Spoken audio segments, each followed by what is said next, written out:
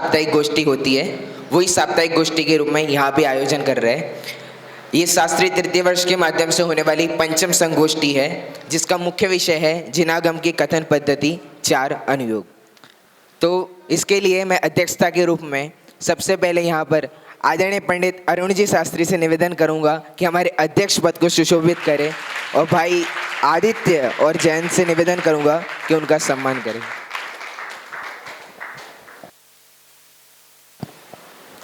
सभी लोग कर्तव्यध्वनि से स्वागत।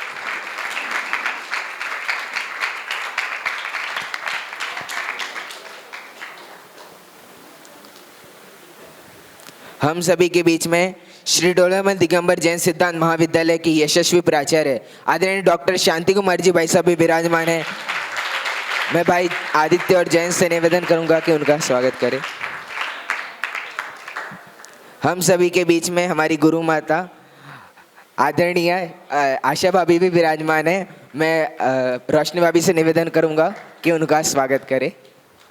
सभी लोग कर्तव्यध्वनि से स्वागत करेंगे।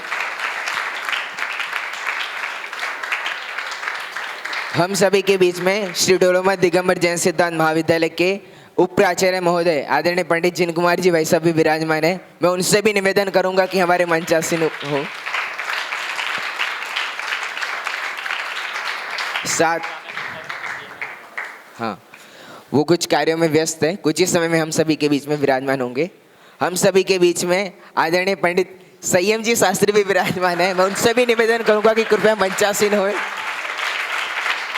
मैं भाई आदित्य और जयंत से निवेदन करूंगा कि आदरणीय संयम भैया का भी स्वागत करें। हम सभी कर्तव्यध्वनि से तो स्वागत कर ही सकते हैं।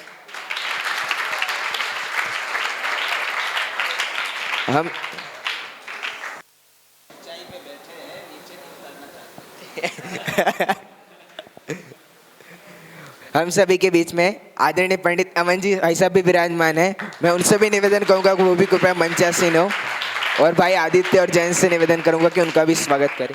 आदरणीय भाई साहब, अमन जी भाई साहब।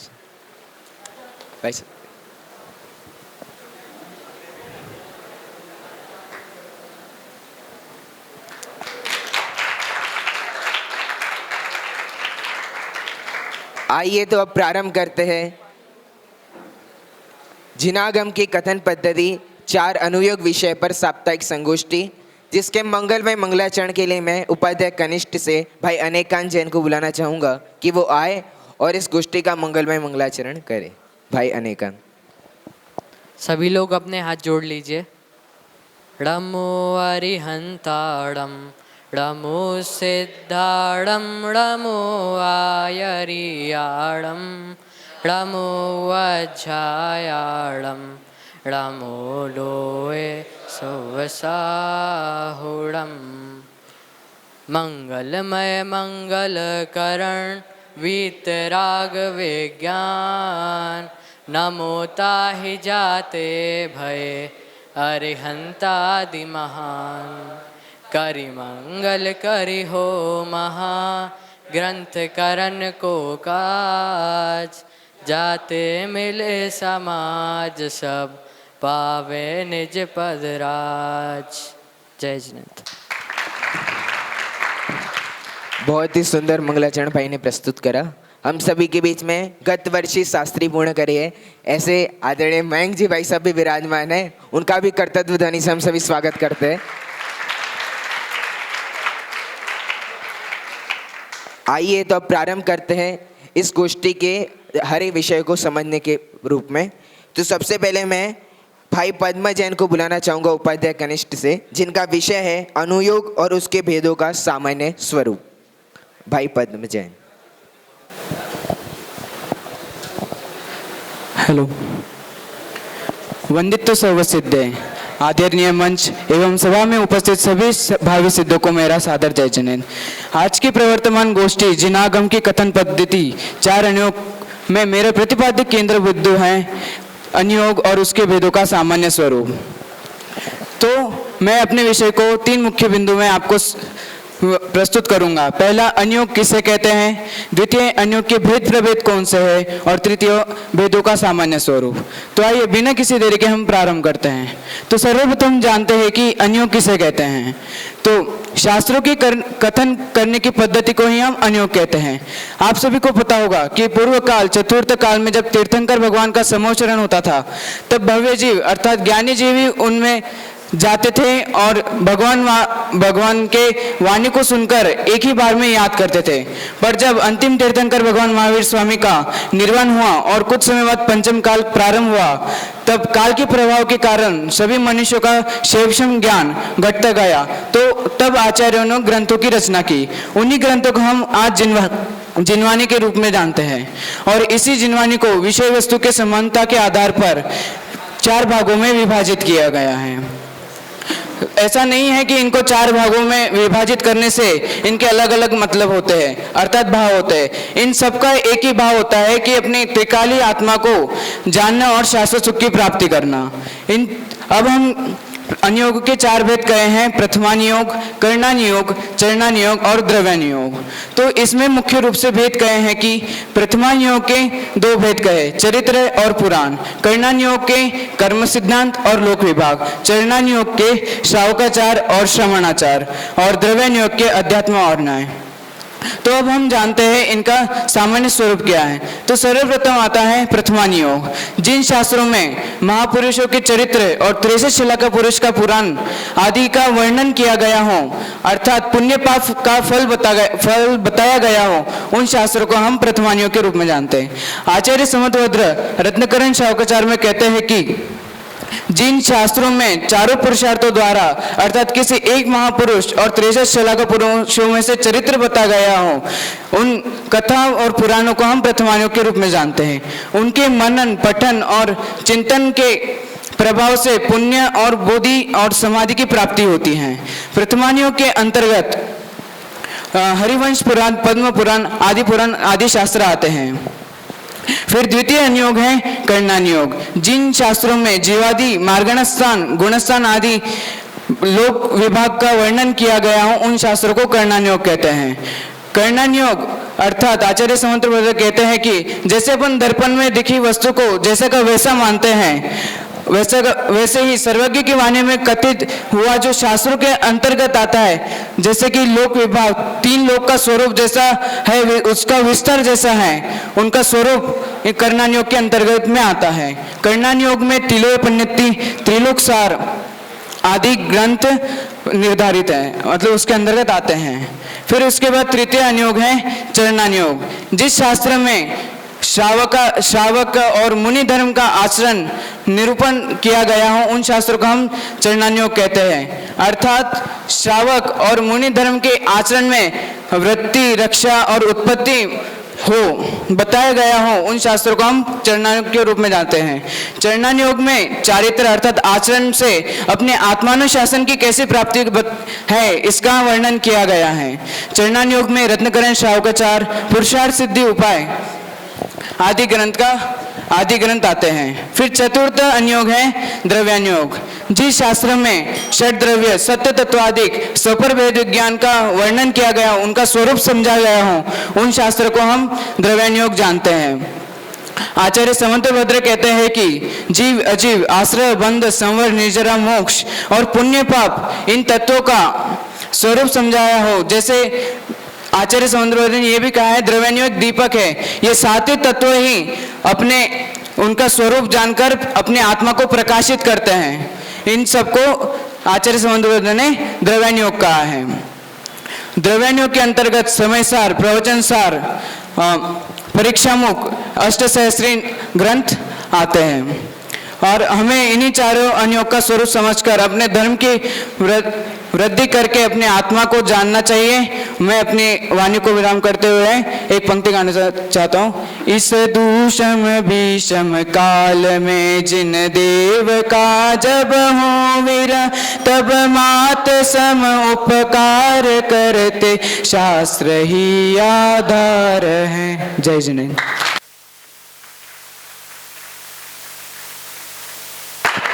भाई पद्मा ने बहुत सुंदर तरीके से हमें अनुयोग का सामान्य स्वरूप और उसके भेद बता दिए हैं।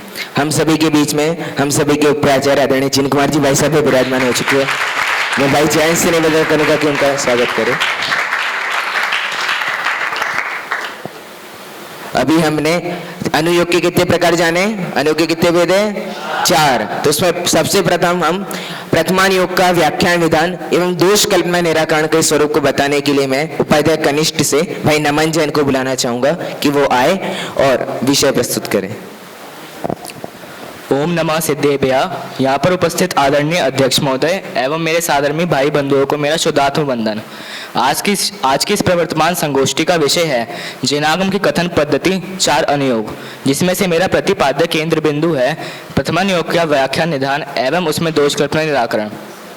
मैं अपने विषय को 2 भागों में विभाजित करना चाहूँगा।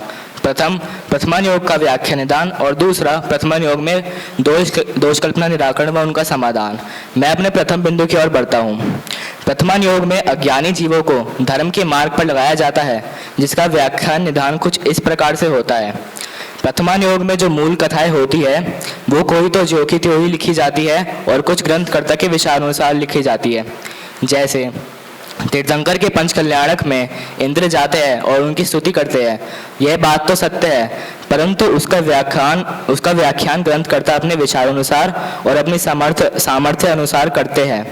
अब यहाँ पर कोई कह सकता है कि ज्यों का तो व्याख्यान न करके अपने विचारानुसार व्याख्यान करना तो जैन धर्म में संभव ही नहीं है। इस बात को टोडरमल जी स्पष्ट करते हुए कहते हैं कि अयथार्थ कथन तो जब होता है जब प्रयोजन अन्य का अन्य प्रकट हो, परंतु यहाँ पर ऐसा नहीं है। और जैसे कोई किसी को कहे कि तुम उसे ऐसा कह देना, वह वही सेम शब्द तो यूज़ नहीं करता, परंतु उसका भाव वही होता है, तो उसे हम मिथ्या तो नहीं कहेंगे। प्रथमान योग में जिसकी मुख्यता होती है उसी का पोषण होता है। जैसे किसी व्यक्ति ने उपवास किया और उसका फल तो अल्प था, परंतु किसी पूर्व में की गई अन्य धर्म परिणति या शुभ परिणति से उसको विशेष उच्च गति प्राप्त हुई, तो वहाँ पर उसको उपवास आदि का फल निरूपित करके कहा जाता है। अब यहाँ पर कोई प्रश्न उठा सकता है कि झूठा फल दिखाना तो जैन धर्म में योग्य ही नहीं है। इस बात का उत्तर कुछ इस प्रकार है कि अज्ञानी जीवों को बहुत फल दिखाए बिना धर्म के मार्ग पर नहीं लगाया जा सकता और उनको पाप से निवृत्त नहीं कराया जा सकता। और झूठा फल तो हम तब कहेंगे जब धर्म के फल को पाप का फल बताए और पाप के फल को धर्म का फल बताए। प्रथमान योग में 2 तरीके के वर्णन पाए जाते हैं। पहला निश्चय वर्णन और दूसरा व्यवहार वर्णन। यहाँ पर उपचार रूप से व्यवहार वर्णन किया गया है। प्रथमान योग में यदि धर्म का एक अंग भी प्रकट हो तो उपचार से ऐसा कह दिया जाता है कि संपूर्ण धर्म प्रकट हुआ है। जैसे किसी को निशंकित या निकांक्षित अंग में से कोई अंग प्रकट हुआ है तो उसे उपचार रूप से प्रथमान योग में सम्यक दृष्टि कह दिया जाता है। प्रथमान योग में यदि कोई धर्म बुद्धि से अनुचित कार्य भी करता है तो भी उसकी प्रशंसा ही की जाती है। जैसे विष्णु कुमार मुनि ने 700 मुनियों का उपसर्ग दूर किया, वह तो अच्छा कार्य था, परंतु उस उपसर्ग को दूर करने के लिए उन्होंने अपना मुनि धर्म का त्याग किया जो कि अनुचित कार्य था, परंतु प्रथमान योग में फिर भी उनकी प्रशंसा की गई थी। अब मैं अपने दूसरे बिंदु प्रथमान योग में दोष कल्पना निराकरण व उसके समाधान की ओर बढ़ता हूँ। तो सबसे पहले तो दोष ये आता है कि प्रथमान योग के जो श्रृंगार आदि कथन है वह कदाचित अज्ञानी जीवों में राग भी बढ़ा सकते हैं। इसका समाधान कुछ इस प्रकार है। प्रथमान योग में प्रयोजन राग बढ़ाने का नहीं होता, अपितु राग से वीतरागता का मार्ग बताने का होता है। और जिस प्रकार बालक को बताशे के साथ दवाई पिलाई जाती है, उसी प्रकार अज्ञानी जीव को रागमय कथन के साथ वीतरागता का पोषण कराया जाता है। अब दूसरा दोष हमारे सामने आता है कि प्रथमान योग में तो अन्य जीवों की कथाएं होती है, तो उससे हम अपना प्रयोजन कैसे सिद्ध कर सकते हैं। तो जिस प्रकार रागमय कथन सुनने पर हमारे अंदर राग की भावना बढ़ती है, सुबट आदि की कथाएं सुनने पर हमारे अंदर पुरुषार्थ की भावना जागृत होती है, उसी प्रकार धर्मात्मक पुरुषों या जीवों की कथाएं सुनने पर हमारे अंदर धर्म के प्रति वात्सल्य की भावना जागृत होती है। इसलिए प्रथमान योग का अभ्यास करना अवश्य होता है। हम भी ऐसे निरंतर धर्म के मार्ग पर बढ़ते रहें, इसी मंगल भावना से अपनी वाणी को विराम दूंगा। बहुत ही सुंदर तरीके से भाई नमन ने अपना विषय प्रस्तुत करा और हमने व्याख्यान विधान का अर्थ क्या है? व्याख्यान का विधान का मतलब उसे एक्सप्लेन करना प्रथमान योग में कि किस प्रकार से अज्ञानी जीवों को धर्म के मार्ग पे लगाया जाता है, उसकी जो पद्धति होती है वही व्याख्यान निधान है।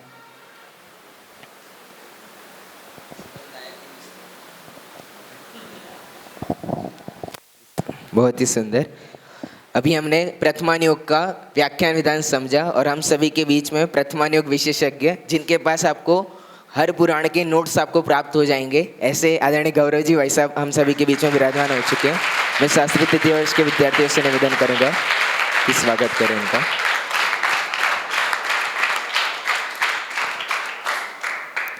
अब हम दूसरे अनुयोग की ओर आगे बढ़ते हैं। उसके पूर्व मैं आदरणीय संयम भैया से निवेदन करूंगा कि वो भी कृपया मंचासीन हुए।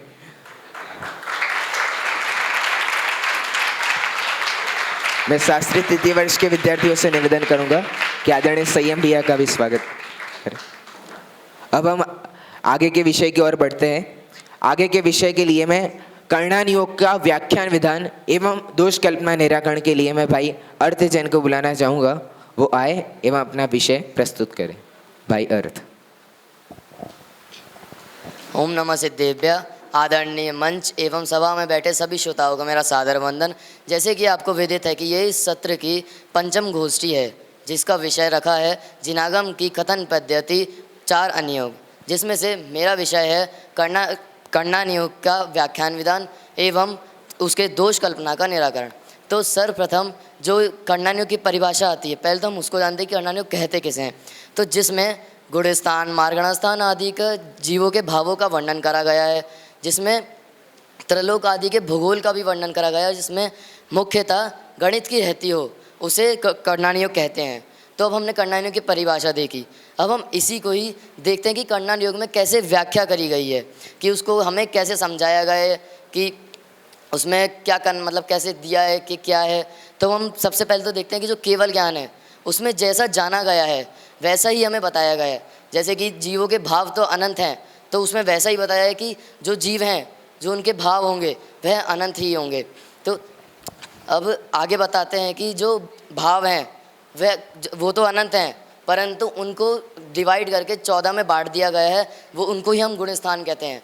ऐसे ही जैसे अनंत द्रव्य हैं परंतु हमने उनको कन्वर्ट करके 6 में करा है, उसी प्रकार जो जैसे बहुत सारी चीज़ें हैं उनको हमने ऐसे ही जाति की अपेक्षा बांट दिया है भागों में।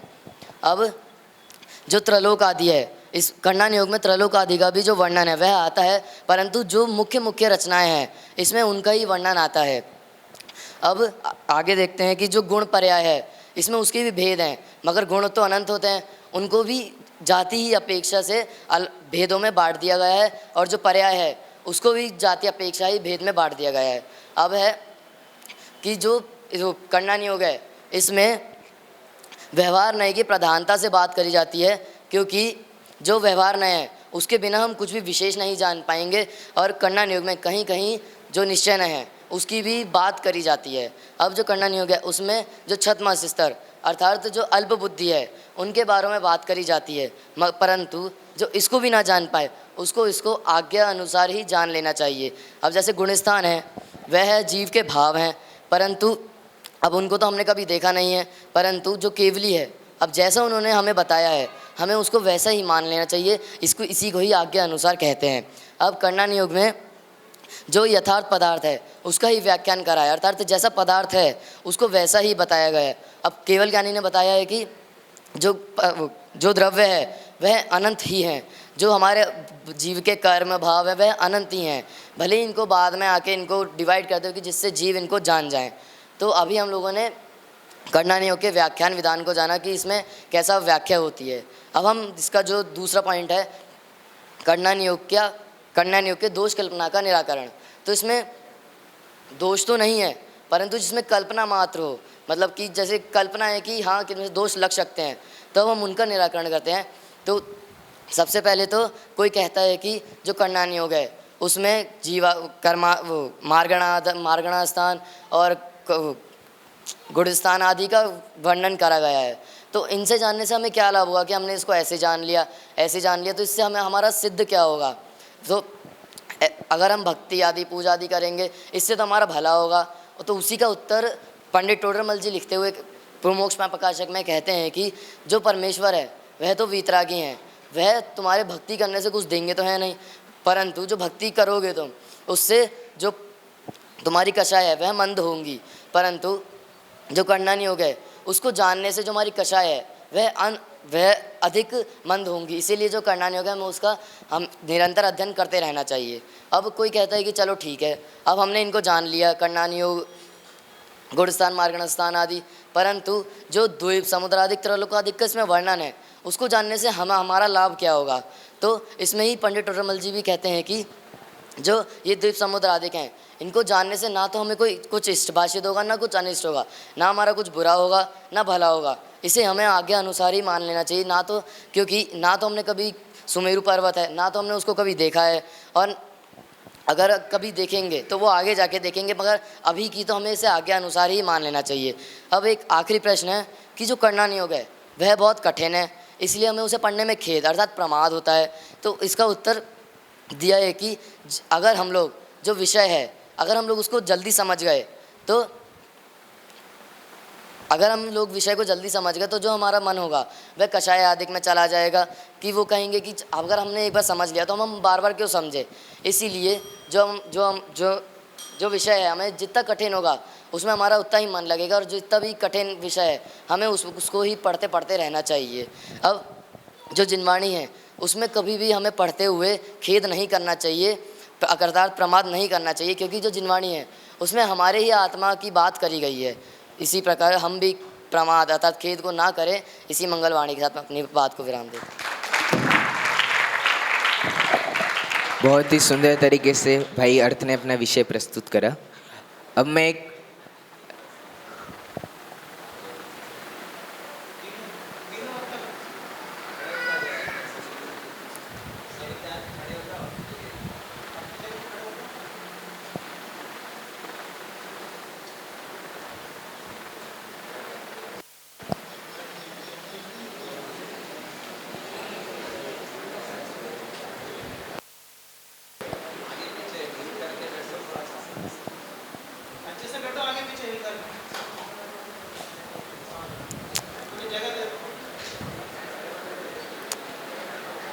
अभी मैं एक आध्यात्मिक भजन के लिए उपाध्याय वरिष्ठ से भाई सात्विक जैन से निवेदन करूंगा कि एक आध्यात्मिक भजन प्रस्तुत करें।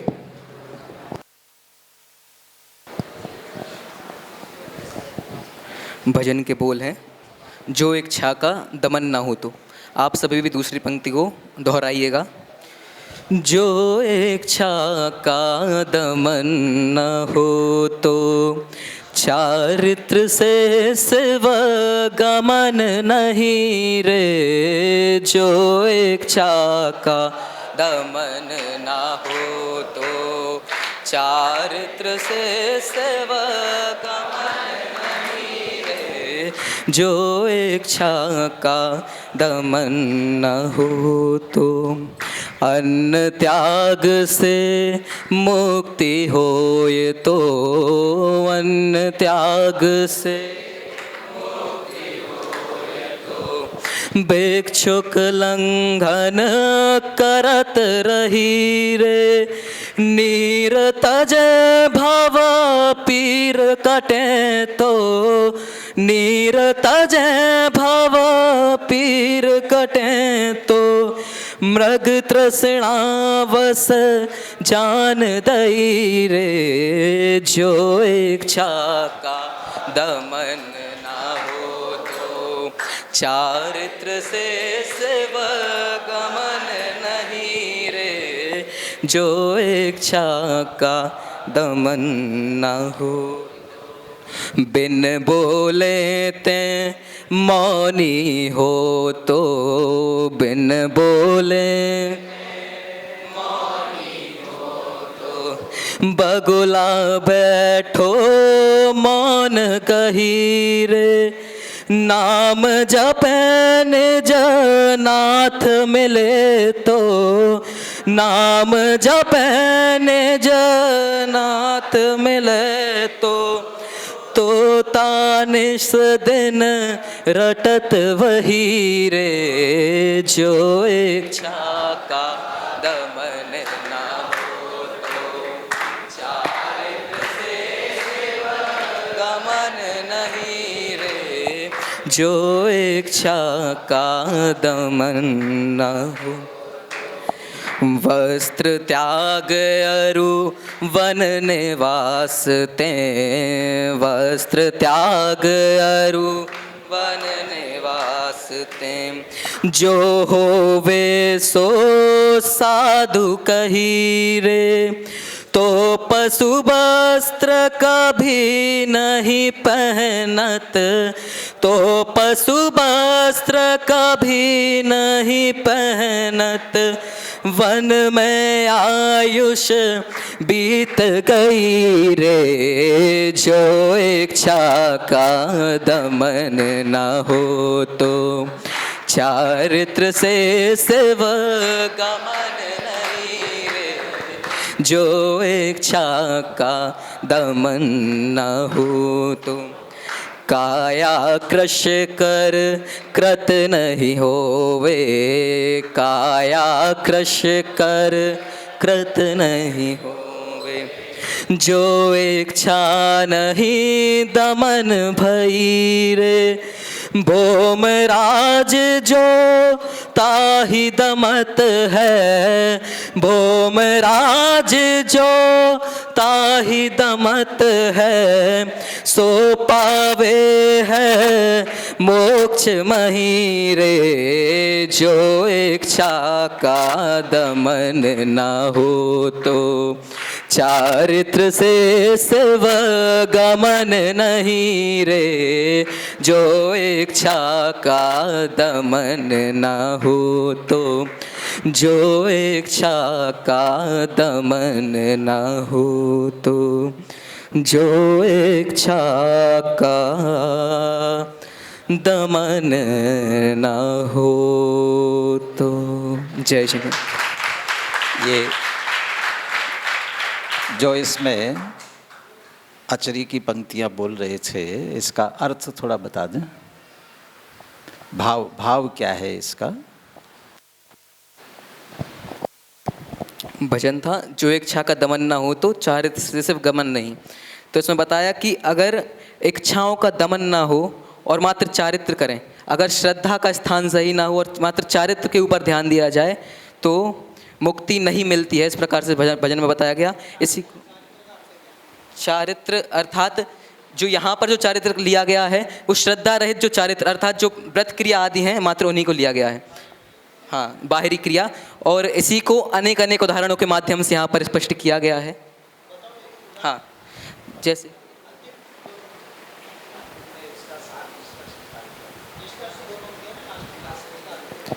काया कृश कर कृत नहीं होवे, जो इच्छा नहीं दमत भई रे। अर्थात कि काया के कृश करने से जो कार्य नहीं होते हैं, अगर इच्छा का दमन ना हो तो मात्र चारित्र करने से मुक्ति नहीं मिलती है। इसका जो सारांश है वो भी यही है। और बाकी आखिरी में ये बताया कि भोमराज जो ताहि दमत हैं सो पावे है मोक्ष महीरे। अर्थात जो योगी जन हैं जो इसको इच्छा का भी दहन करते हैं उन्हीं के चारित्र जो सफल होता है वह मुक्ति प्राप्त होती है।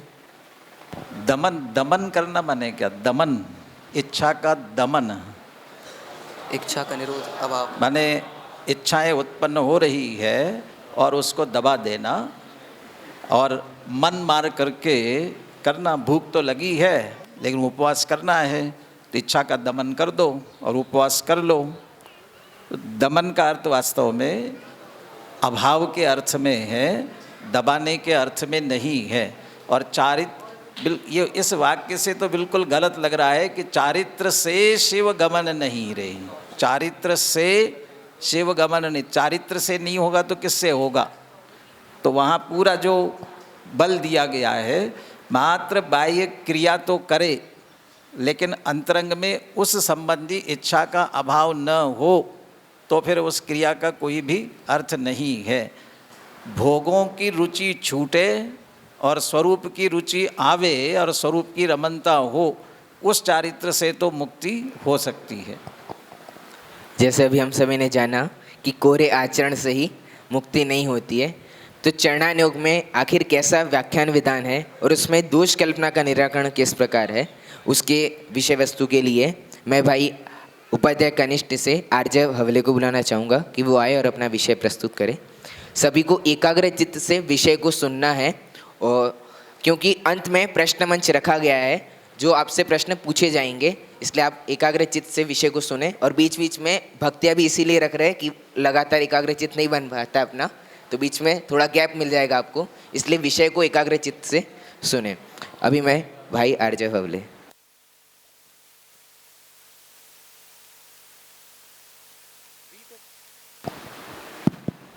वीतरागाय नमः। आदरणीय अध्यक्ष महोदय एवं यहाँ पे उपस्थित सभी साधर्मियों को मेरा सादर जय जिनेन्द्र। आज की प्रवर्तमान गोष्ठी जिसका विषय है जिनागम की कथन पद्धति 4 अनुयोग, जिसमें मेरा विषय है चरणानी योग में व्याख्यान विधान एवं उसके दोष व निराकरण। तो हम इस विषय को 5 बिंदुओं के माध्यम से जानेंगे।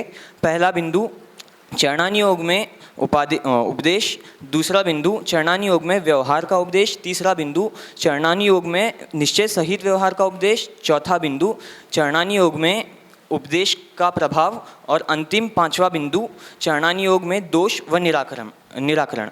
तो बढ़ते हैं पहले बिंदु की ओर, जो कि है चरणानी योग में उपदेश। तो चरणानी योग में जिस प्रकार जीवों के अपनी बुद्धिगोचर धर्म का आचरण हो, ऐसा उपदेश दिया है। अब हम बढ़ते हैं अगले बिंदु की ओर, जो है चरणानी योग में व्यवहार का उपदेश। तो जिन जीवों को निश्चय का ज्ञान नहीं है, ऐसे मिथ्यादृष्टि जीवों को धर्म सन्मुख के लिए व्यवहार का उपदेश दिया गया है। जो जीव जीवों को धर्म विरोधी कार्यों को छुड़ाने का और धर्म साधन आदि कार्यों को ग्रहण करने का उपदेश भी इसमें है। असंगी जीव अर्थात ऐसे जीव जिनमें दिमाग नहीं है, उदाहरण के लिए मैं देना चाहूँगा मच्छर भी एक असंगी जीव है। तो असंगी जीव के उपकार में बस इतना कहा गया है कि उपकार में इतना ही किया है कि और जीवों को उनके प्रति दया का उपदेश दिया है। और जहाँ सिर्फ व्यवहार का ही उपदेश हो, वहाँ सम्यक दर्शन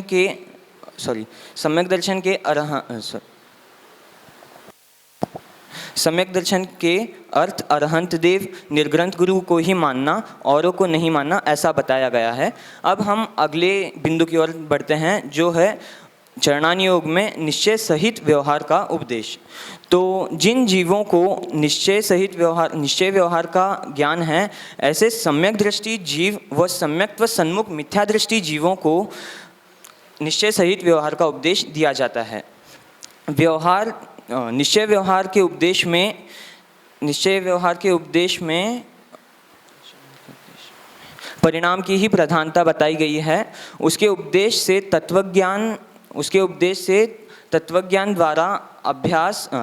अभ्यास द्वारा परिणाम सुधरते हैं, और परिणाम सुधरने पर बाह्य क्रिया भी सुधरती है। अब हम बढ़ते हैं अगले बिंदु की ओर, जो कि है चरणानी योग के उपदेश में प्रभाव। तो प्रभाव कुछ इस प्रकार से हैं। कुगति के पाप कार्य से छूटकर सुगति के पुण्य कार्य में लगते हैं, और कुगति के पाप कार्य से छूटकर पुण्य गति में लगते हैं।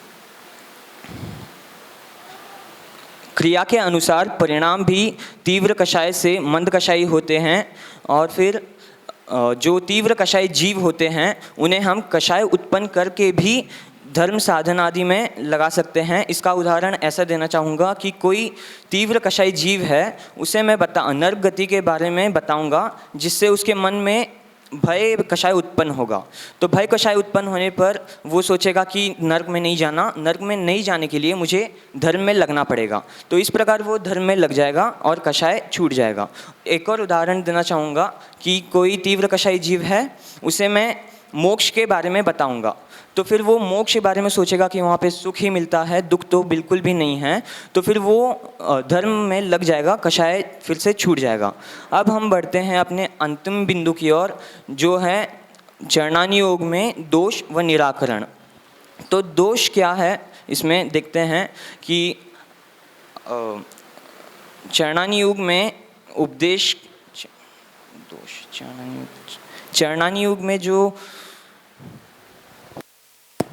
योग में जो क्रियाकांड के उपदेश हैं उनके उपदेश चरणानी योग में जो क्रियाकांड हैं उनके उपदेश सिद्धि प्राप्त नहीं करते और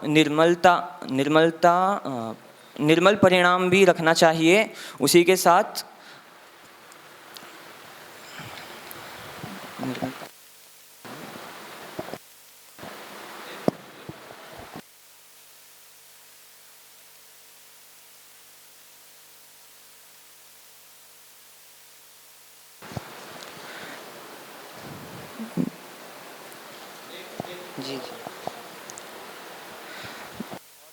और ऐसा भी कहा गया है कि बाह्य कार्य जैसे हैं वैसे ही प्रवृत्ति, इसलिए ये उपदेश कार्यकारी नहीं है। तो इस प्रकार का दोष लगाया गया था और इसका निराकरण कैसे होगा वो मैंने 3 बिंदुओं में बताया है। पहली बिंदु आत्म परिणाम और बाह्य क्रियाएं, इन दोनों में निमित्त नैमित्तिक का संबंध है, क्योंकि छद्मस्त में क्रिया परिणाम के अनुसार ही होता है। दूसरी बिंदु बाह्य में आश्रय से परिणाम भी हो सकते हैं, बाह्य के आश्रय से परिणाम भी हो सकते हैं। तो बहुत से समयसार आदि ग्रंथों में परिणाम मिटाने के लिए समयसार आदि ग्रंथों में परिणाम मिटाने के लिए बाह्य क्रिया को भी निषेध कहा गया है। और अंतिम बिंदु जो कि ऐसा है कि बाह्य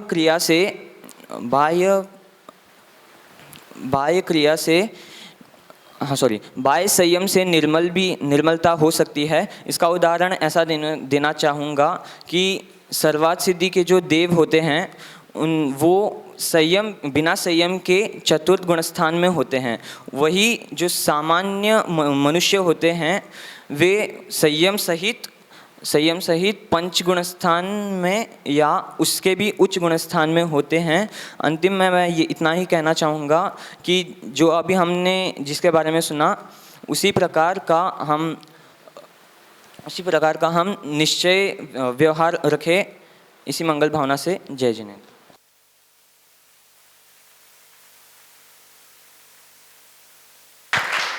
बहुत ही सुंदर तरीके से भाई ने विषय प्रस्तुत करा। अब मैं आगे के विषय के लिए द्रव्यान योग का व्याख्यान विधान व दोष कल्पना निराकरण के लिए उपाध्याय वरिष्ठ से भाई अनुभव को बुलाना चाहूँगा। यहाँ उपाध्याय वर्ग का क्रम खत्म होता, उपाध्याय कनिष्ठ वालों का क्रम खत्म होता है और उपाध्याय वरिष्ठ वाले छत पर।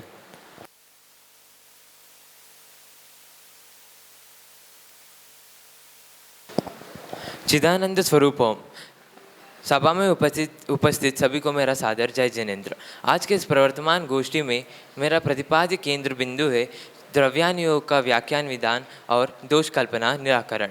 मैं इस विषय को 3 बिंदुओं में समझाना चाहता हूँ।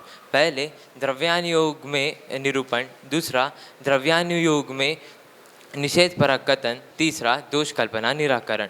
चलिए पहले बिंदु की ओर चलते हैं। द्रव्यान योग में निरूपण। 6 द्रव्य 7 तत्व आदि का निरूपण जिससे हो उसे द्रव्यान योग कहते हैं। द्रव्यान योग में जीवादि 6 द्रव्यों पर श्रद्धान कराने के लिए विभिन्न तर्क, युक्ति, उदाहरण के माध्यम से निरूपण करते हैं तथा वीतराग भाव जिस प्रकार हो उस प्रकार आश्रवादिक का स्वरूप बतलाते हैं। अब हम दूसरे बिंदु की ओर चलते हैं कि द्रव्यान योग में निषेध परक कथन। द्रव्यान योग में आध्यात्म की प्रधानता है और आध्यात्म की प्रधानता होने के कारण इसमें व्यवहार धर्म अर्थात शुभ आचरण का निषेध किया गया है और तथा एकमात्र शुद्धोपयोग पर जोर दिया है। द्रव्यान योग भी चरणानुयोगवत ग्रहण त्याग कराने का प्रयोजन है। अब हम तीसरे बिंदु की ओर चलते हैं, दोष कल्पना निराकरण। पहला दोष इस प्रकार है कि द्रव्यान योग में व्रत संयम आदि व्यवहार धर्म का हीनपना प्रकट किया है इत्यादि कथन सुनकर जी स्वच्छंद हो जाएंगे और और इसको पढ़ना नहीं चाहिए ऐसे कथन करेंगे।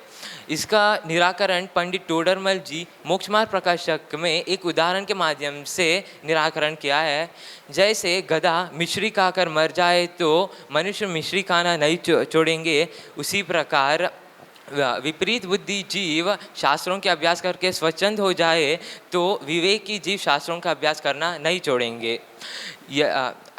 तथा कोई जीव द्रव्यान योग के शास्त्रों को पढ़कर स्वच्छंद हो, अपने अभिप्राय से स्वच्छंद हो जाए तो इसमें ग्रंथ का दोष बिल्कुल नहीं है, उस जीव का ही दोष है।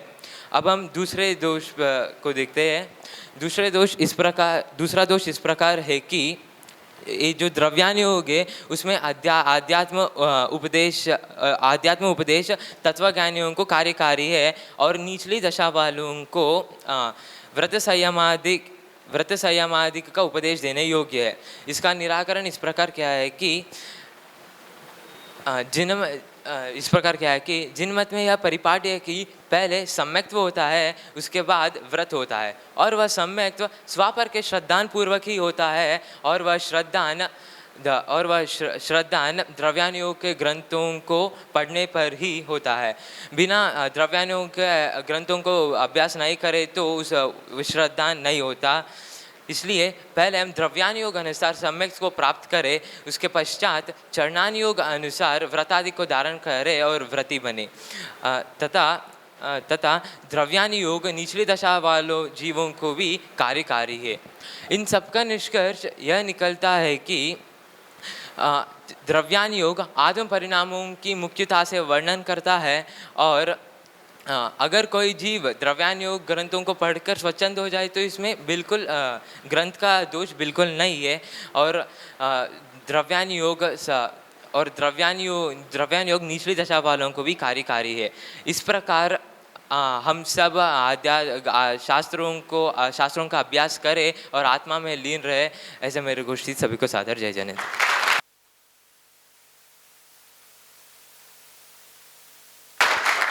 अभी हम सभी ने द्रव्यान योग का व्याख्यान विधान व उसके दोष कल्पना का निराकरण समझा।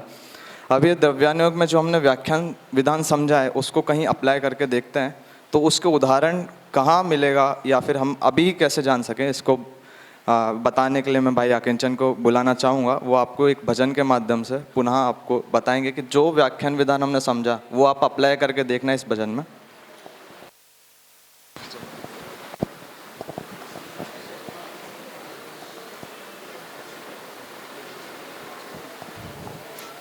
भजन इस प्रकार है।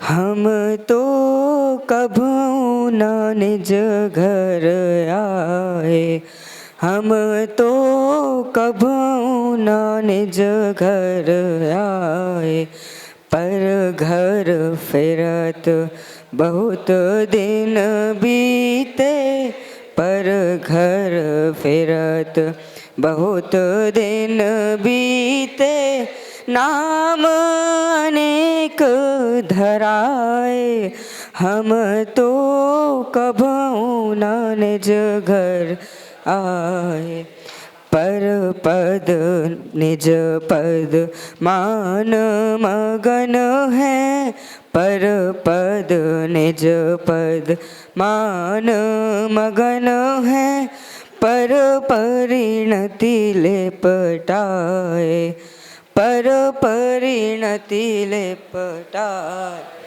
शुद्ध बुद्ध सुख कंद मनोहर, शुद्ध बुद्ध सुख कंद चेतन भाव न भाए, हम तो कभू न निज घर आए। अभी भाई अनुभव ने चरणान योग का व्याख्यान विधान समझा था। तो इस भजन में ये कह रहे हैं कि यह जो जीव है संसार में, अभी हम सभी यहाँ दिख रहे हैं तो इसका मतलब यही है कि संसार में अभी तक भ्रमण करते हुए ही आए हैं, तो हमने अपने निज घर में नहीं आ पाए। क्यों? क्योंकि यह जो जीव है इसने पर द्रव्य में इष्ट अनिष्ट बुद्धि की राग द्वेष किया, जिस कारण से वो अभी तक भ्रमण करता हुआ आ रहा है। और पर यही बोल रहे हैं इस पंक्ति में कि पर घर फिरत बहुत दिन बीते नाम अनेक धराए, मतलब अनेक गतियों में गया, संसार परिभ्रमण किया, इस जीव के अनेकों नाम रखे गए, लेकिन इसका जो वास्तविक स्वभाव था वह अभी तक इसने नहीं समझा है। आगे की पंक्ति में देखते हैं, नर पशु देव नरक नेत जान्यो, नर पशु देव नरक निज जान्यो, पर जय बुद्धि लहाए, पर जय बुद्धि लहाए। अमल अखंड अतुल अविनाशी, अमल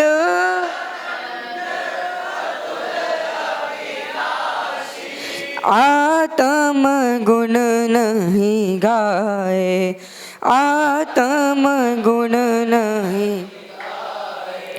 हम तो कभू ना निज घर आए, हम तो कभू ना निज घर आए। यह बहु भूल भई हमरी फिर, यह बहु भूल भई हमरी फिर, कहाँ जाज पछिताए, कहाँ काज पछिताए। दौल तजे साजू तू, दौल तजो अजहू विषयन को, सतगुरु बचन सुहाए। हम तो कभू ना निज घर आए। अंतिम जो स्टेंजा था उसमें यह बता रहे हैं कि हमारी भूल क्या हुई। तो यही सारी इसके पहले जो बताई कि परपद निज पद मान मगन, अर्थात कि यह जीव का शरीर के साथ एक क्षेत्रावगाह संबंध था, लेकिन इसने परपद को अपना पद मान लिया, तो यह इसकी भूल रही। और क्या बता रहे हैं कि नर पशु देह इन सब को निज जानन्यो, मतलब अनेक गतियों में गया, विभिन्न गतियों में परिवर्तन किया, परिभ्रमण किया, और उनको ही निज जानन्यो, अर्थात अपना माना, अपनी सत्ता को उनके अनुसार माना। तो यह ही इस जीव की भूल रही। और फिर अंत में कह रहे हैं कि सतगुरु बचन सुहाए, मतलब अब इस संसार में हमने मनुष्य गति पाई है, उत्तम कुल पाया है, गुरुओं का समागम पाया है, तो जो गुरुओं के सत वचन हैं वो अब मुझे सुहा रहे हैं, इस प्रकार का भाव इस भजन में था।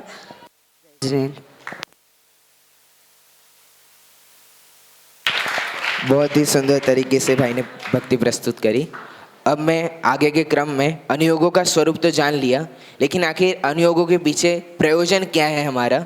तो अनुयोगों का प्रयोजन विषय को प्रस्तुत करने के लिए मैं उपाध्याय वरिष्ठ से भाई मुकुंद जैन को बुलाना चाहूँगा कि वो आए और विषय प्रस्तुत करें। चिदानंद स्वरूपो नमः। सम्माननीय मंच और सभा उपस्थित सभी साधर्मियों को मेरा सादर जय हिंद। आज की इस प्रवर्तमान गोष्ठी में मेरा प्रतिपाद्य केंद्र बिंदु है अनुयोगों से प्रयोजन। तो कोई भी छोटे से छोटे कार्य करने के पीछे कोई ना कोई प्रयोजन अवश्य ही होता है। तो जब तीर्थंकरों की वाणी में 4 भेदों से निरूपण किया गया तो उसमें कोई ना कोई प्रयोजन अवश्य ही होगा। उस प्रयोजन को हम 4 बिंदुओं के माध्यम से जानेंगे। पहला प्रथमानुयोग से प्रयोजन, दूसरा करणानुयोग से प्रयोजन, तीसरा चरणानुयोग से प्रयोजन और अंतिम द्रव्यानुयोग से प्रयोजन। चलते हैं प्रथम बिंदु की ओर, जो कि है प्रथमानुयोग से प्रयोजन। प्रथमानुयोग में तुच्छ बुद्धि वाले जीवों को, जिन्हें जिनवाणी का सूक्ष्म कथन समझ में नहीं आता है, उन्हें कथाओं के माध्यम से धर्म प्रकाशित किया जाता है। तथा प्रथमानुयोग में संसार की विचित्रता, पुण्य पाप का फल और महंत पुरुषों की गाथा सुनाकर जीव को धर्म में लगाया जाता है। तथा जो प्रथमानुयोग की कथन शैली है वह लौकिक कथन शैली से एकदम विपरीत है। क्यों? क्योंकि जो प्रथमानुयोग की कथन शैली है उसमें पाप आदि को ही बताते हैं, और जो लौकिक कथन शैली है उसमें राजादिक की कथा बताकर पाप का पोषण कराया जाता है। परंतु प्रथमानी योग में ऐसा देखने नहीं मिलता। यह तो ही अव्युत्पन्न मिथ्या दृष्टि की बात, परंतु इससे तत्वज्ञानी जीव को क्या लाभ है? तत्वज्ञानी जीव जब प्रथमानी योग को पढ़े तो उसे यह उदाहरण रूप भाषित होता है। कैसे? जब वह यह जानता था कि जो शरीर आदि है वह संयोगी पर्याय है, जीव अनादि निधन है, पर जब यह प्रथमानी योग के माध्यम से समझ पढ़ता है तो उसे यह उदाहरण रूप भाषित होते हैं। तथा जैसे कोई सुभट जब सुभटों की प्रशंसा सुने और कायरों की निंदा सुने तो उसे वह उत्साह को प्राप्त होता है, उसी प्रकार जब धर्मात्मा जीव जब धर्मात्माओं की प्रशंसा सुने और पापियों की निंदा सुने तो वह उत्साहवान होता है। यह तो हुआ हमारा प्रथमानी योग से प्रयोजन। अब चलते हैं दूसरे बिंदु की ओर, जो कि है करणानी योग से प्रयोजन। करणानी योग में जीवों के व कर्मों के विशेषों से तथा त्रिलोक आदि के वर्णन से धर्म में लगाया जाता है। चूँकि जो प्रथमानी योग है वह केवल ज्ञान गम्य विषय है, इसका निरूपण एकदम सटीक और विशेष रूप से होता है। जैसे इसमें गुणस्थान, मार्गस्थान व जीवों के कर्म का बंधन का कारण क्या है और इनकी अवस्था और इनका फल कैसा कैसा होगा, इसका सटीक निरूपण करणानी योग में देखने मिलता है। करणानी योग का ऐसा सटीक निरूपण सुनकर जीव जिन मत का प्रबल श्रद्धानी होता है। इस प्रकार हमने जाना कि जीव अव्युत्पन्न जीव से करणानी योग से क्या लाभ था। अब जो तत्वज्ञानी जीव है उसको करणानी योग पढ़ने से क्या लाभ? करणानी योग जब तत्वज्ञानी जीव पढ़ता है तो उसे यह विशेषण रूप भाषित होता है। जैसे कोई यह तो जाने कि यह हीरा है, जब वह हीरे की विशेषों को जान ले तो वह हीरे का पारखी हो जाता है। उसी प्रकार जब तत्वज्ञानी जीव जीवादि तत्व को तो पहले से जानता था, परंतु जब वह जीवादि की विशेषों को जान ले तो वह अपना तत्वज्ञान निर्मल करता है और अधिक धर्मात्मा होता है। अब हमने दूसरे बिंदु को भी देख लिया। अब चलते हैं तीसरे बिंदु की ओर, जो कि है द्रव्यानी योग, चरणानी योग से प्रयोजन। चरणानी योग में हमें यह सिखाया जाता है कि मात्र ज्ञान मात्र से मोक्ष नहीं होता, अपितु ज्ञान का आचरण में लाने से ही मोक्ष होता है। और जो चरणानी योग है यह हमें सिखाता है। चरणानी योग में जो जीव पापादि में अत्यंत संलग्न हो गए हैं उन्हें पापादि से निवृत्त कराकर अर्थात नरक आदि का भय दिखाकर हमें चरणानी योग हमारा आचरण शुद्ध रखता है। अब चरणानी योग से जो तत्वज्ञानी जीव है उसे क्या लाभ? जब तत्वज्ञानी जीव चरणानी योग को पढ़े तो वह वीतराग भाव दो प्रकार के प्राप्त करता है। कौन कौन से? एक देश वीतराग भाव और सर्वदेश वीतराग भाव। एक देश वीतराग भाव से श्रावक दशा प्राप्त होती है और सर्वदेश वीतराग भाव से मुनि दशा प्राप्त होती है। तो उस प्रकार जिस प्रकार उसके भाव हों उसी प्रकार वह आचरण अपना लेता है। हमने यह तीसरा बिंदु भी पूर्ण किया। अब चलते हैं अंतिम बिंदु की ओर, जो कि है द्रव्यानी योग से प्रयोजन। द्रव्यानी योग में द्रव्यों का व तत्वों का निरूपण कर धर्म में लगाया जाता है। जिस प्रकार इसमें तत्वों का निरूपण होता है और तत्वों की सम्यक श्रद्धा से सम्यक की प्राप्ति होती है और सम्यक जो कि मोक्ष महल की प्रथम सीढ़ी है। तो यह जो हमारा मूल प्रयोजन है, कौन सा? हमारा मूल प्रयोजन मोक्ष को पाना अर्थात सुख को पाना है। तो मोक्ष का कथन तो अन्य मतों में भी हमें देखने मिलता है, सब अपने अपने मान्यता अनुसार बताते हैं। तो जीव भ्रमित ना हो अर्थात मिथ्या श्रद्धानी ना हो, इसीलिए द्रव्यानी योग में इसका निराकरण भी हमें प्राप्त होता है। अर्थात और जब यह तो हुई जो जीव अव्युत्पन्न है, परंतु तत्वज्ञानी जीव को इससे क्या लाभ है? तत्वज्ञानी जीव जब द्रव्यानी योग का अध्ययन मनन करे तो उसे द्रव्यानी योग में उसका जो तत्वज्ञान है वह बना रहता है अर्थात विस्मृत नहीं होता। हमने यह जो विशेष रूप से चारों नियोग के प्रयोजन समझे। चारों नियोगों का एकमात्र प्रयोजन है वह वीतरागता। उस वीतरागता को हम हमारे आचरण में लाएं। इस मंगल भावना से मैं अपनी वाणी को विराम देता हूँ। जय जिनेन्द्र।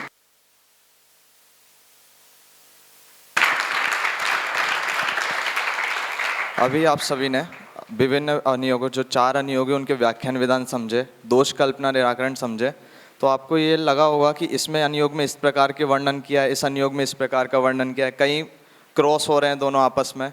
तो और जब इतने सारे हैं तो हम क्या कौन सा पढ़ें कौन सा नहीं पढ़ें, इस सब विषय को प्रस्तुत करने के लिए मैं आवाज़ देता हूँ भाई समर्थ को, जिनका विषय है अनुयोगों में विरोधाभास का निराकरण व अभ्यासक्रम।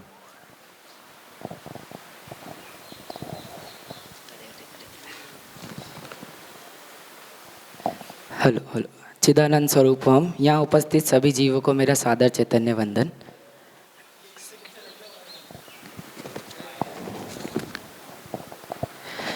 प्रवर्तमान गोष्ठी में मेरी प्रतिपादक केंद्र बिंदु है अनुयोगों में होने वाला विरोधाभास का निराकरण और अभ्यासक्रम। मेरा विषय दो बिंदुओं के माध्यम से प्रस्तुत होगा।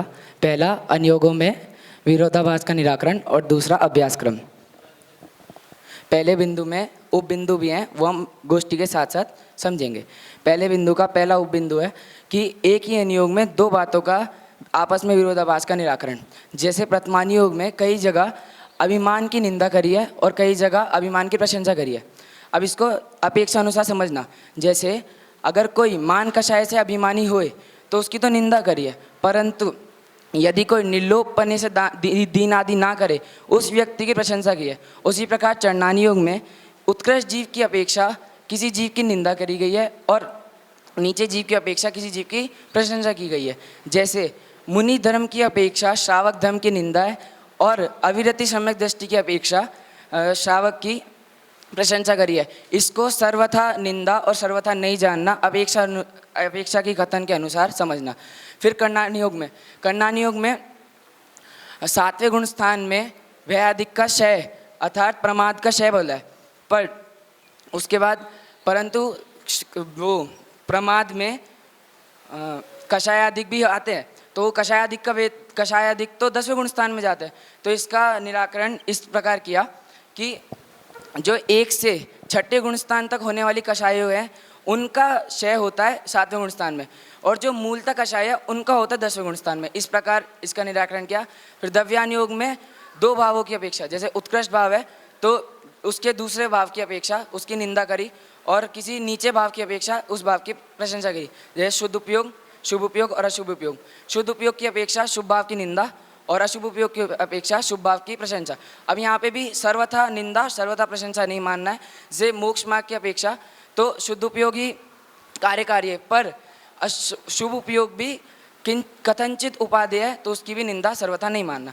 ये तो हमारा प्रथम बिंदु। अब दूसरा उप बिंदु कि दो अनुयोगों में परस्पर विरोधाभास। अब प्रथमान योग ये कहता है कि शिवमूर्ति मुनिराज को तुष्मास भिन्नम से मोक्ष की प्राप्ति हुई थी, बट वहीं द्रव्यान योग ये कहता है कि सम्यक दर्शन पहले प्राप्त करें, फिर श्रावक धर्म अंगीकार करे, मुनि धर्म अंगीकार करे, फिर मोक्ष की प्राप्ति होगी। तो इसका निराकरण आचार्यकल पंडित टोडरमल जी सम्यक ज्ञान चंद्रिका में इस प्रकार करते हैं कि जो राजमार्ग है उसको तो उसी प्रकार रखना जो द्रव्याग्नि योग ने बताया है, परंतु प्रथमानी योग में अगर किसी के श्रद्धांत से अगर किसी को मोक्ष प्राप्त हो रहा है तो उससे छल ग्रहण नहीं करना है। हमें जो द्रव्यान योग में बताया है राजमार्ग, उसी के अनुसार अपने को सम्यक प्राप्त करके मोक्ष को प्राप्त करना है। फिर कर्णानी योग में कहा कि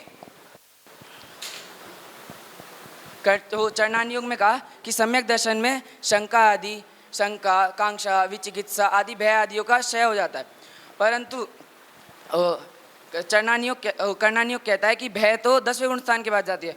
तो उसमें ऐसा लेना कि चरणानी योग की अपेक्षा हुए कथन है कि जो सम्यक दर्शन है वो तो मूलतः उसमें शंका आदि दोष गए होते हैं, परंतु कर्णानी योग ये कह देता है कि सूक्ष्म शक्ति के कारण जो उसमें भय है वो सूक्ष्म ही रहता है, उसका 10वें गुण स्थान में अभाव हो जाता है। इस प्रकार मेरा दूसरा बिंदु रहा। अब तीसरा बिंदु कि अनेक शब्दों का अनेक अर्थ जैन दर्शन में बताया गया है। जैसे अगर कोई किसी में कई और अर्थ बताया, कई और अर्थ बताया। जैसे समय सार में दूसरी गाथा में समय का अर्थ आत्मा का है और तीसरी गाथा में समय का अर्थ पदार्थ का है, तो उसको अपेक्षा अनुसार ग्रहण करना, छल ग्रहण नहीं करना। फिर कहीं पे नामादिक की अपेक्षा शब्द का अलग अर्थ है और रूढ़िवादियों की अपेक्षा शब्द का अलग अर्थ है। जैसे सम्यक दर्शन में सम्यक दर्शन को भी धर्म का और धर्म द्रव्य को भी धर्म का, तो जहाँ पे जो कथन हो उसको वैसा करना, छल ग्रहण नहीं करना। अब ये विरोधाभास हमें वासित क्यों होता है इसके बारे में जानते हैं कि काल के दोष के कारण और अल्प बुद्धि जीवों को जिनवाणी लिखने का अधिकार हुआ इस कारण। उसके वजह साक्षात ज्ञानी नहीं है और बहुश्रुत का अभाव है, इस कारण हमें विरोधाभास भासित होता है, विरोधाभास नहीं है। अब अगर हमें कभी विरोधाभास भासित हो तो क्या करना, तो ऐसा मानना कि जो ये ग्रंथ है वो भी प्रामाणिक है और इसको लिखने वाले आचार्य देव भी प्रामाणिक थे और उनको जहाँ से ज्ञान प्राप्त हुआ वो केवली भगवान सर्व प्रामाणिक है, ऐसा जानकर अपेक्षा जानने की कोशिश करना। अब मेरा दूसरा बिंदु, अब अनियोगों का अभ्यासक्रम। अनियोगों का कोई ऐसा निश्चित अभ्यासक्रम नहीं है। अनियोग जीव अपनी परिणति, अपनी रुचि के अनुसार जिस अनियोग को पढ़ना चाहे उस अनियोग को पढ़ सकता है, पर ऐसा माना जाता है कि प्रथमानियोग को सबसे पहले पढ़ा जाए, परंतु ऐसा नहीं है। प्रथमानियोग तो अव्युत्पन्न मिथ्या दृष्टि की अपेक्षा कह दिया जाता है, पर अगर उसका मन कन्यानियोग में लगे तो कन्यानियोग भी पढ़ सकता है। अब जैन धर्म की परिपाटी में सबसे पहले द्रव्यानियोग पढ़ के श्रद्धांत सम्यक करना चाहिए, फिर उसके बाद चरणानियोग आदि पढ़ के अपना आचरण ठीक करके मोक्ष को प्राप्त करना चाहिए। इसी मंगल की भावना के साथ मैं भी मेरी वाणी को विराम देता हूँ।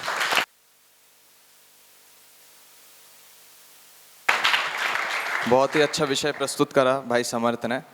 अभी आप सभी ने, आज हमने अतिशय क्षेत्र चूलगिरी पर 4 अनियोग के ऊपर गोष्ठी सुनी, जिसमें हमने अनियोग के स्वरूप से लेकर उनके दोष कल्पना का निराकरण करते हुए प्रयोजन और अंत में अभ्यास क्रम इन विषयों के ऊपर चर्चा सुनी उपाध्याय वर्ग के वक्ताओं के द्वारा। आपने ये चर्चा बहुत ही ध्यानपूर्वक सुनी होगी, क्योंकि ये अनियोगों की सामान्य चर्चा आज हमने करी। अब आगामी भविष्य में जब भी गोष्ठियाँ होंगी तो संभाविता हम एक बार पुनः इस विषय पर चर्चा करेंगे गोष्ठी के माध्यम से, जिसमें आपको शास्त्रीय वर्ग के विद्यार्थियों के स्तर से सूक्ष्म विषयों पर जिसमें प्रामाणिकता और विचार परकता आपको देखने को मिलेगी। इसलिए हमने पहली ये गोष्ठी ये रखी और आगामी में फिर एकदम नवीन विषयों के साथ हम पुनः इस पर चर्चा करेंगे। और जैसा कि आपको पूर्व में विदित था प्रश्न मंच हो, उससे पूर्व मैं आदरणीय शांति जी भाई साहब से निवेदन करूंगा वे इस विचार में इस गोष्ठी पर अपने विचार प्रस्तुत करें।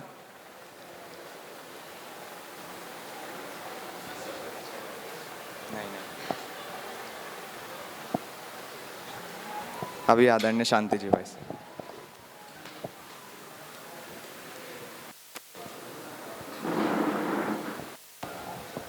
थोड़ा चैतन्य हो जाए सभी। मैं भी अपने आप को चैतन्य अवस्था में लेकर के आता हूँ, इसलिए खड़ा हो गया हूँ और मुझे दिखाई भी देवे।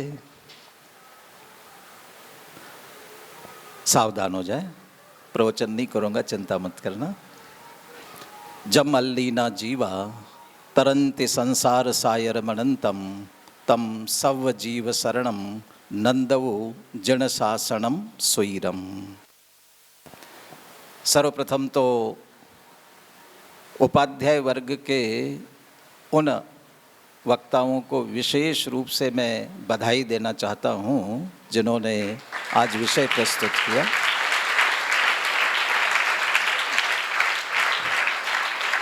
किसी एकाध को थोड़ा सा परिचय का सहारा लेना पड़ा, बाकी किसी को भी परिचय का सहारा नहीं लेना पड़ा, इसलिए बहुत अच्छा लगा। विषय की तैयारी आपने बहुत अच्छी की। पहले छात्र से मैंने इसीलिए पूछा था कि आप व्याख्यान का विधान बताने जा रहे हो, स्वयं ने समझा है कि नहीं समझा है। इसलिए मैं हमेशा ये कहता हूँ, कोई भी वक्तव्य देने के लिए 3 स्तर पर इसे तैयार करना चाहिए। पहले आप स्वयं विषय में उतरो, विषय को अपने में उतारो और फिर उस विषय को श्रोताओं में उतारो। विषय में स्वयं उतरने का अर्थ है उसे आप अच्छी तरह से समझो पहले, यानी जो हम कह रहे हैं उसका भाव स्वयं को भाषित होना चाहिए, और हम भाव भाषित होगा तो फिर हम दूसरे को बहुत अच्छी तरह से समझा सकेंगे। मैं इसीलिए खड़ा हुआ हूँ, ये 3रे नंबर पर कीर्तन, इसीलिए खड़ा हुआ हूँ मैं कि मुझे दिखाई देवे सभी, ठीक है ना। और आज का विषय अपने आप में बहुत ही गंभीर था। कभी कभी लगता है कि जिनेंद्र भगवान की वाणी खिरी और वह वाणी हमें समझने के लिए द्वादशांग के रूप में विषय के अनुसार विभाजित हो गई। अब द्वादशांग के रूप में विभाजित है, फिर अनुयोग कहाँ से आ गए बीच में? तो वो सारा जिनवानी का कथन हमें अच्छी तरह से समझ में आ सके, इसलिए उसके कथन की जो शैली पद्धतियाँ, उसके अनुसार उसे 4 विभागों में विभाजित करके ग्रंथों की रचना उसी अनुसार की। वो व्याख्यान के विधान की जो बात हो रही थी ना, यदि वह उस अनुयोग का ग्रंथ मुख्यता से लिख रहे हो तो उस शैली को उन्हें अनुसरण करना पड़ेगा। यदि प्रथमानुयोग संबंधी ग्रंथ लिख रहे हैं तो किसी महापुरुष का चरित्र और उस चरित्र का निरूपण ऐसा करे जिसमें जीवों को विषय कषाय पाप से हट करके धर्म में लगने की प्रेरणा मिले। ऐसी ही कथा, ऐसी कहानी प्रस्तुत करना पड़ेगी।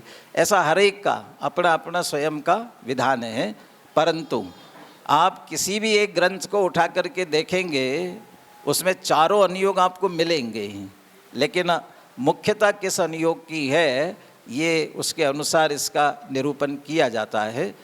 बाकी अध्ययन हमें अपनी रुचि अनुसार किसी भी अनुयोग का किया जा सकता है।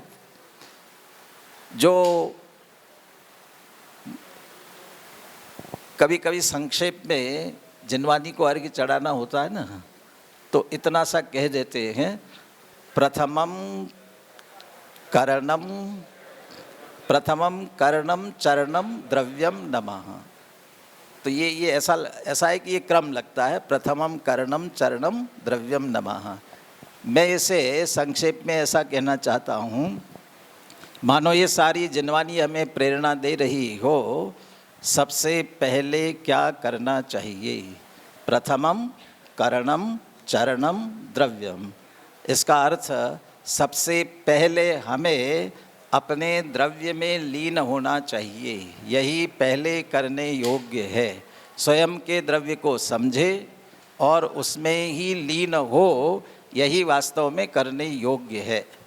अनुयोग शब्द से हम 2 अर्थ ऐसा भी निकाल सकते हैं। अनुयोग अर्थात जिनेंद्र भगवान की जो वाणी खिरी है, वह वहाँ से लेकर के तीर्थंकर की ध्वनि गणधर ने सुनी, अंग रचे चुनी ज्ञानमयी, और ये धीरे धीरे होते होते हमारे पास तक आई, तो वहाँ से अनुसरण करते हुए योग्य रीति से हमारे पास तक आई है, और ये इस कथन करने की शैली के कारण से आई है, इसलिए अनुयोग है। और हमें ये प्रेरणा दे रहे हैं कि ये इसका अनुसरण करते हुए अनुयोग, योग माने जोड़ना भी होता है ना, जोड़ना, तो हम इसका अनुसरण करते हुए अपने परिणाम को अपने में जोड़े तो सचमुच में हमारे लिए ये अनुयोग होगा, अर्थात हम अपने परिणाम को अपने में जोड़ सकेंगे तो हमें सचमुच इसका लाभ मिलेगा। तो हम जिनवानी के विशेष अध्येता है तो उसकी शैली को समझते हुए इस प्रयोजन को निश्चित रूप से हम पूर्ण करेंगे। हो जिनवानी अभ्यास सदा, तत्वों का सम्यक निर्णय हो, रागादि विकारी भाव भगे, जिनवाणी स्वस्तिदायक हो, जिनवाणी स्वस्तिदायक हो। इसी मंगल भावना के साथ जय जिनेंद्र। आदरणीय भाई साहब का बहुत बहुत धन्यवाद, जिन्होंने हमें मार्मिक उद्बोधन प्रदान करा। आप सभी ने सारे विषय एकाग्रतापूर्वक निश्चित रूप से सुने हैं। तो अब मैं प्रश्न मंच के लिए शास्त्री तृतीय वर्ष से भाई अंकित जैन आए और प्रश्न मंच का संचालन करें। भाई अंकित।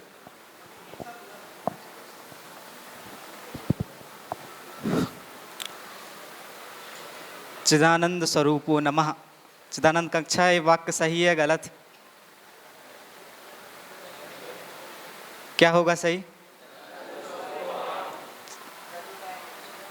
अगर नमः लगाए तो क्या बनेगा? चिदानंद स्वरूपाय नमः। तो नमः का प्रयोग करें तो आगे चतुर्थी व्यक्ति का जरूर प्रयोग करें, ठीक है। तो पहला प्रश्न है, बहुत सरल प्रश्न है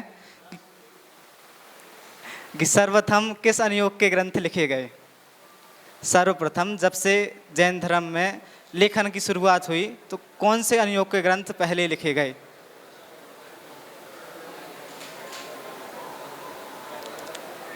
सौरभ, इन्होंने कहा कि प्रथमान योग के ग्रंथ पहले लिखे गए, सही है कि गलत? गलत है, बैठ जाओ। बोलो भाई। इन्होंने कहा द्रव्यान योग के ग्रंथ पहले लिखे गए, आप भी बैठ जाइए। किसके? करणान योग के ग्रंथ पहले लिखे गए, सही है उत्तर? है सही तो बजा दीजिए ताली फिर। तो सर्वप्रथम ऐसा है, 4 में से 2 चले गए थे, तीसरा एक कहना था, उसने कह दिया। हाँ? उससे पूछो कि कैसे करणान योग उत्तर दे रहे हो। हाँ, आप कुछ उसका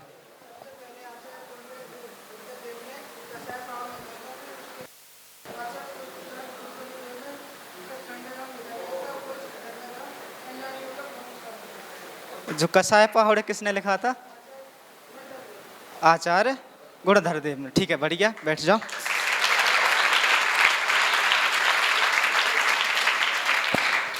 उसको स्पष्ट कर दो कि जो सठखंडागम है उसमें मुख्यतः कर्म संबंधी, बंध संबंधी बात की गई है, और कर्म बंध, कर्म सिद्धांत का जितना भी विषय है कौन से अनुयोग में आता है?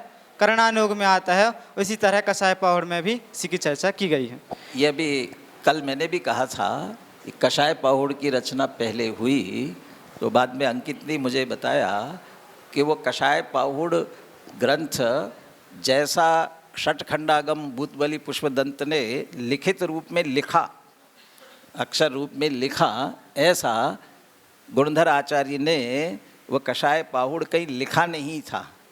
उन्होंने अपने चित्त में उसे व्यवस्थित किया था और वह समझ लो बोलते थे। जैसे किसी ने अपनी कविता बना ली और वह कविता सुना दी लेकिन कहीं लिखी नहीं, उसको कविता सुनाने वाले के चित्त में और वो सुनाते, ऐसे गुणधर आचार्य के चित्त में पूरी कषाय पहुड़ व्यवस्थित थी और वो सुनाते थे। नागहस्ती, आर्यमंशो, इनको सुनाई। बाद में चूर्णी सूत्र यति वृषभ आचार्य ने लिखे, तो उसमें वो फिर उनके द्वारा कहे गए लिखे, लेकिन वे सब गुणधर आचार्य की थे, इसलिए कषाय पहुड़ की रचना गुणधर आचार्य ने की ऐसा कहते हैं। तो पहले लिखा गया तो फिर षटखंडागम को महत्व क्यों मिला? क्योंकि सचमुच में लिखित रूप में षटखंडागम से परंपरा प्रारंभ हुई और ये करणान योग संबंधी ग्रंथ था। आगे आचार्य कुंद देव को तो आप जानते ही हैं, तो उन्होंने चारों अनुयोगों पर लिखा है। ये कथन सही है या नहीं? सही है तो कैसे? आचार्य कुंद ने चारों अनुयोगों पर लिखा है, ये कथन सही है या गलत? अगर सही है तो कैसे, और गलत है तो कैसे?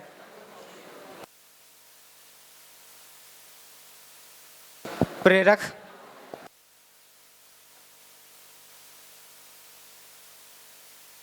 इधर सामने आकर।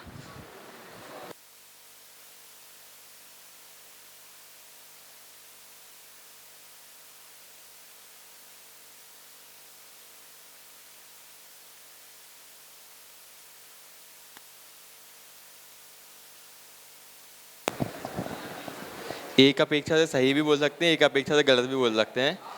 पहले सही की अपेक्षा मैं बता देता हूँ। आचार्य कुंद देव ने 84 पहाड़ लिखे हैं, ये हमें प्राप्त होता है, तो उनमें से बहुत से पहाड़ अभी अप्राप्त हैं, तो उनमें से प्रथमानुयोग संबंधी भी पहाड़ हो सकते हैं।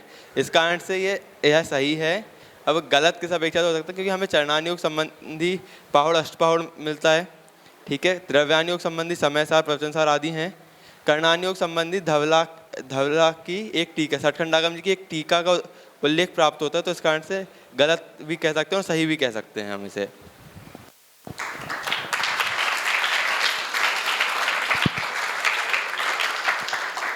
कुछ लोग जैनों को शायदवादी भी कह देते हैं, लगता है मुझे देखकर। अगर सही है तो इसकी थोड़ी आप सिद्धि कर सकते हैं। आपने ग्रंथ पढ़े होंगे पांचों परमागम, तो ये सिद्ध होता है कि चारों अनुयोगों का उसमें वर्णन आया है।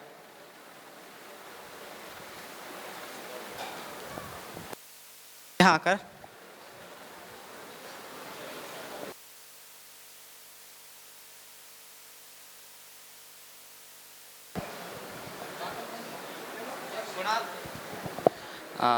सबसे पहले सबसे पहले हमको पता है द्रव्यान योग में समय सार आ जाएगा। करणान योग में कर्ता कर्म जो अधिकार है उसमें कर्म की बात है वो हम ले सकते हैं।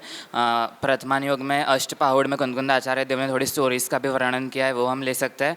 और अष्टपाहुड़ में साथ में आचरण का भी है, मुनियों का और श्रावक का, तो सब उन्होंने सब पे लिखा है ऐसा हम कह सकते हैं कुंदकुंद आचार्य देव ने। तो मैं ही उत्तर दे देता हूँ। सबसे पहले द्रव्यान योग की तो सिद्धि करने की जरूरत नहीं है सभा में, ठीक है। प्रथमान योग में अष्टपाहुड़ के आखिरी में जब लिखा उन्होंने तो बहुत सारे उदाहरण दिए जो प्रथमान योग की कथाओं पे आधारित थे, उसके हिसाब से हम प्रथमान योग मान सकते, क्योंकि उस समय जो लेखन प्रचलित थे, लेखन क्या जैसे कि तुष्मासम घोषंतो वाला आता है और बहुत सारे उदाहरण आते हैं अष्टपाहुड़ में, तो उससे सिद्धि होती, क्योंकि उस समय जो प्रथमान योग लिखा जाते तो पूरी विस्तृत कहानी नहीं लिखी जाती थी, सिर्फ आधी लाइन में उसकी का निर्देश कह देते थे, नाम कथन कर देते थे, उससे ही पूरी कहानी लोग जान लेते थे। उसके बाद है करणान योग। तो दादा ने जो प्रस्तावना लिखी समय सार की, तो उसमें उन्होंने जिक्र किया है कि आचार्य कुंदकुंद देव ने षटखंडागम के प्रथम 3 खंडों पर परिकम नाम की टीका लिखी है जो आज उपलब्ध नहीं है। उससे ही पता चलता है कि उन्होंने करणान योग पर भी लिखा है। और चरणान योग की बताने की जरूरत है, प्रवचन सार पढ़ के आप सभी आए हो तो बताने की जरूरत नहीं है, ठीक है। और अष्टपाहुड़ में तो लिखा ही है। हाँ, तो प्रकृतियों की जीव से भिन्नता बताने के लिए उनकी भी चर्चा की है, तो उस दृष्टि से भी हम यहाँ पर ले सकते हैं।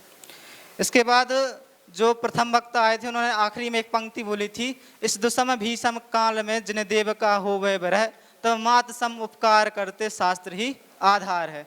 तो ये पंक्ति कहाँ की है और किसने लिखी है? प्रश्न सामूहिक, उत्तर व्यक्तिगत। सात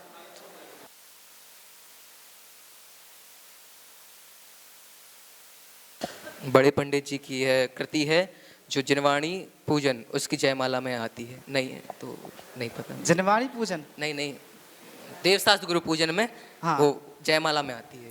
देवशास्त्र गुरु पूजन जो लिखी बड़े पंडित जी ने, उसकी जयमाला में पंक्तियां आती हैं। तालियां बजा दीजिए, अच्छा उत्तर दिया।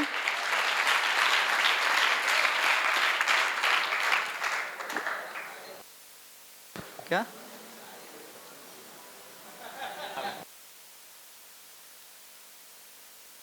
बड़े पंडित जी का? पंडित रविंद्र जी आत्मन। इसके बाद एक और प्रश्न है, नियमसार ग्रंथ में निश्चय सामायिक प्रतिक्रमण प्रत्याख्यान आदि की चर्चा आई है, तो ये कौन से अनुयोग का ग्रंथ है? कौन से अनुयोग में रखेंगे आप उसको? नियम सार में, एक बार और सुन लीजिए ध्यान से, नियम सार में निश्चय प्रतिक्रमण प्रत्याख्यान सामायिक आदि की चर्चा आई है, आप इसको कौन से अनुयोग में रखेंगे?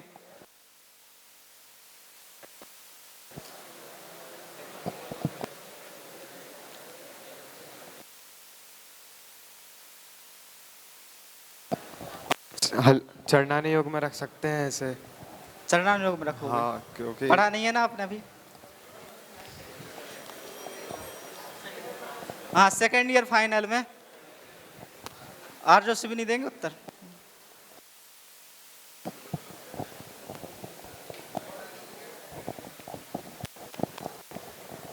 नियम सार को हम द्रव्यानुयोग में लेंगे, क्योंकि वहाँ जो निश्चय प्रतिक्रमण आदि की चर्चा है उसे पूरा आत्मा से जोड़ा है वहाँ पर, इसलिए वह द्रव्यानुयोग का विषय सही है, बिल्कुल अध्यात्म की दृष्टि से वहाँ पर उनका कथन किया गया है। आर्जो कुछ कहना चाह रहे?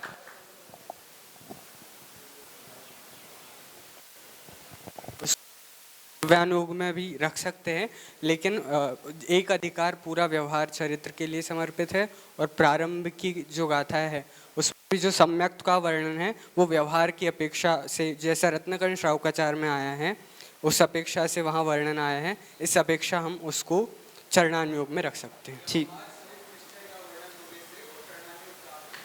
ठीक है, बढ़िया।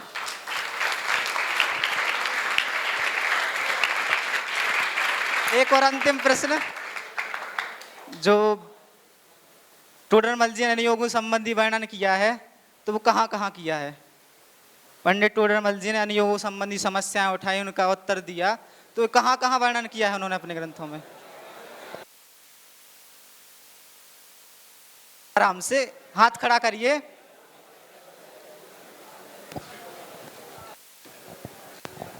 मोक्ष मार्ग प्रकाशक के 8वें अधिकार में। और कहीं? सम्यक ज्ञान चंद्रिका। कहाँ? सम्यक ज्ञान चंद्रिका। हाँ, सम्यक ज्ञान चंद्रिका की जो पीठिका लिखी है उसमें, और तो मोक्ष मार्ग प्रकाशक के 8वें अध्याय में। एक प्रश्न है कि व्याकरण आदि शास्त्र जो हैं तो वो कौन से अनुयोग में आएंगे?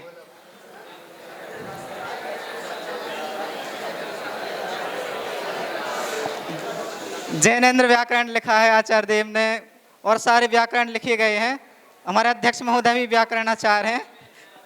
तो ये व्याकरण के ग्रंथ कौन से अनुयोग में आएंगे? हाथ खड़ा करिए भाई।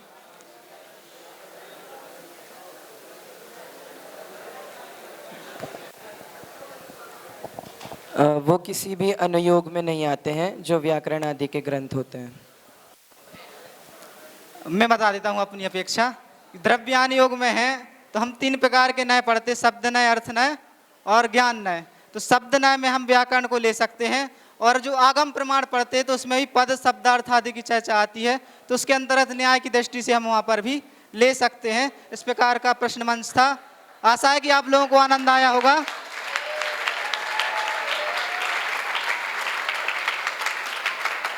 सहयोग, धन्यवाद, आप लोगों ने सहयोग दिया। आगे के लिए भाई कुणाल शाह।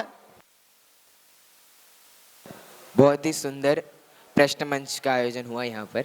अभी आदरणीय भाई साहब। ऐसा है, सभी स्यादवादी है, इसलिए अपनी अपनी अपेक्षा लगाते हैं। यदि वह अपेक्षा उस अनुकूल है तो गलत नहीं है, परंतु यदि आप अभिप्राय गलत पोषण कर रहे हो गलत हो जाएगा। इसलिए सापेक्ष अपेक्षा लगाते समय ये ध्यान रखें। अब निर्णय के ऊपर रहता है आपका उत्तर सही मानना कि नहीं मानना, और पुरस्कार किसको देना ये निर्णय के ऊपर है। लेकिन जिसने जो अपेक्षा प्रस्तुत की उसके लिए वो